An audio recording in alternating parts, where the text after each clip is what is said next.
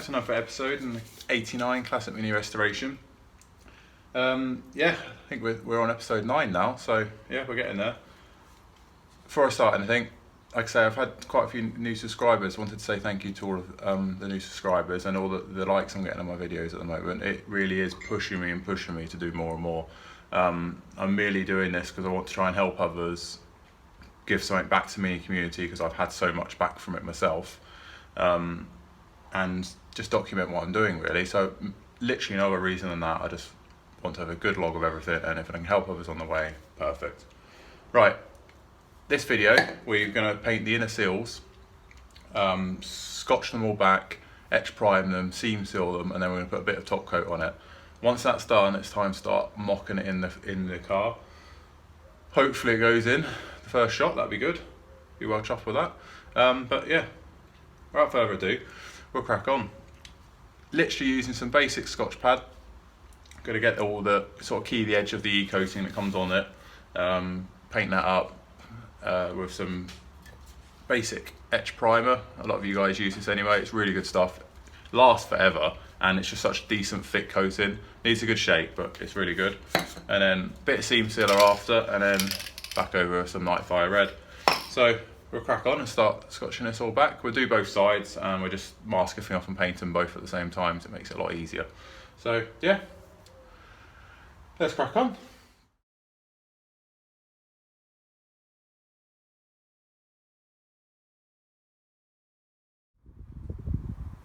Right, so that's one side all scotched up. You can see I've basically just keyed the whole surface of it. Bit hard to get in some of the nooks and crannies, but basically you can see the idea. Wanted to key it all up so the primer adheres to it. And then we're going to get in here, all along here, sort of around the seatbelt mount, in and around here, and again on all the original jacking points. We're just going to literally coax it all with some seam sealer, especially down at the back here, which was the biggest, sorry about the light again, the biggest problem area for this car. So we'll do the other side and I'll get back to you. Right, with all that scotch back now, it's time to get a bit of primer on it. Going to do primer first, because then the primer is going to get in all the seams, then seam seal over all that, so it's got a good coating underneath the seam sealer. Might sound complete overkill to some people this, but I know personally from how this car looks, you guys have seen it on the videos, photos on the Instagram page, and etc. Can't have it happening again. You know, none of this is ever done at the factory, so just trying to do this is just going to try and save the car and prolong this. I mean, these panels aren't cheap. Everyone out there restoring cars, whether it's Minis, Fords, Vauxhalls, Jags, whatever, panels aren't cheap. Cars are cheaper than others to restore, but they're just not cheap. You know, you don't want to keep doing it again. So by doing this, it sounds like overkill, and I know the top coat maybe sound like overkill, but I know it's shiny, clean, sealed, as well as the rest of the car is going to be when it's back on the road and restored. So yeah, let's just crack on and do it. You know, not everyone has to do this. Don't follow me if this is not what you want to do, or you think, well, I'm not spending all that time doing that. I'm merely trying to do it to try and prolong this car, because yeah, that is the aim of the game with this build at the moment. So it's all scotched back. Gonna get some primer on it now. So it's been shaped really well, this tin, and I've got a little applicator which basically just clips over that. This allows the can to be a bit easier to use. I think it came from Halford's, cheapest chips. Makes it a bit easier to hold, and you can get right in all the nooks and crannies. So I'll get the camera set up and we'll crack on.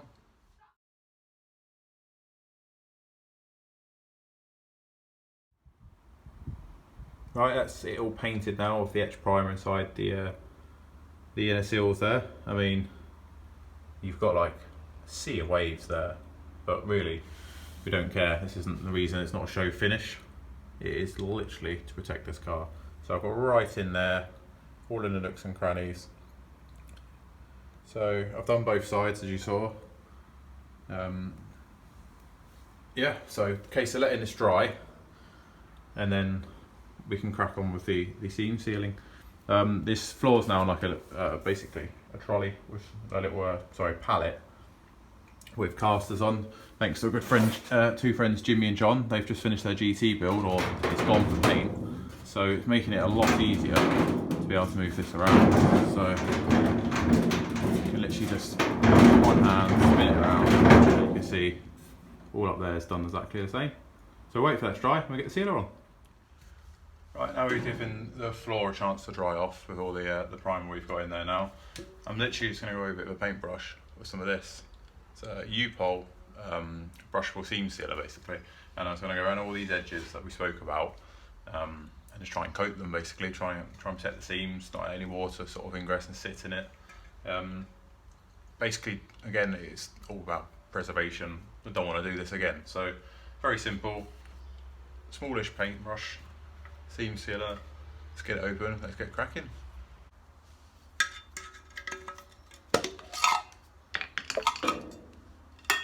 Very simple stuff. Try to get the resolution on it there. Sort of see it's just a paste basically. It's really easy to work and move about, so let's get cracking with it.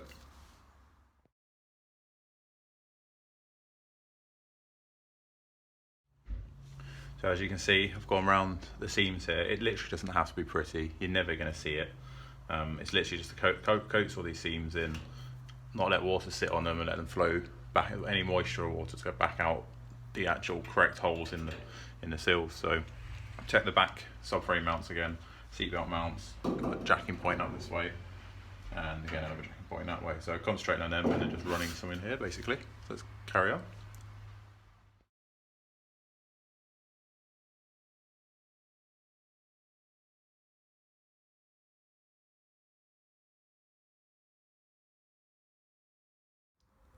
Right, so like I say, we're not going for a show finish here. It is literally just to cover that seam. So I've done round there, all in there, all around the seams on that. I mean, it does look ugly, I will admit, and you're probably saying it's a lot of waste of time, but I'm hoping it's going to be right. That looks a bit tidier there. It's all protected now, all the welds, all the seams. So crack on and do the other side. Like I say, I won't film the other side, but we'll get that done. Right, so we've got all the seam sealer now on, all the way on all the seams that I can get to, you know, with the brush and stuff like that. I'm hoping it's going to be enough. Like I say, I'm not trying to say this is the way to do it. I'm just trying to put something in place that Rover or Austin or Leyland or whatever did, you know, the Mini didn't do. I want to try and make it last. That's what I said the name of the game is originally. So yeah, we've gone that way. It doesn't look pretty now inside the sill, but you're going to completely cover it up when you weld it to the car, and then you're going to inject it full of wax, so who really cares? So the next thing is, let's get some paint on it to cover the whole thing up and give it a good top coat, and hopefully when you're spraying all your wax in there, you're spraying your top coat and everything's protected and the water should all flow out. So time will tell it's the right thing. So like I say, I'm not trying to say this is the right way. I'm just trying to do it a method that should, you know, in my head should work. Yeah, let's crack on and get some paint on it, get some top coat. I do love putting some of this colour on this car, it looks great.